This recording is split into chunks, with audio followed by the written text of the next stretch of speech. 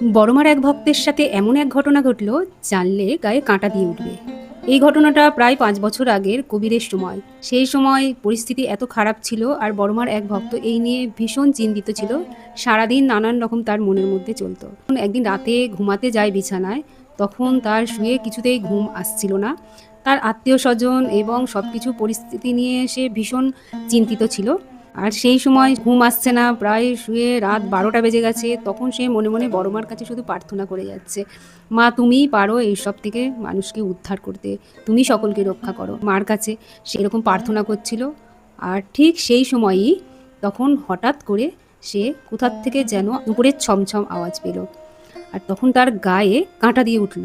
হঠাৎ করে সে ভাবলো এটা কি হচ্ছে। তখন সে একটু ভয় পেয়ে গেছিল। তার স্বামী তখন ঘুমিয়ে পড়েছিল। তখন ভয় এত পেয়ে গেছিল, ভয় পেয়ে সে তার স্বামীর গায়ে হাত দিয়ে স্পর্শ করলো।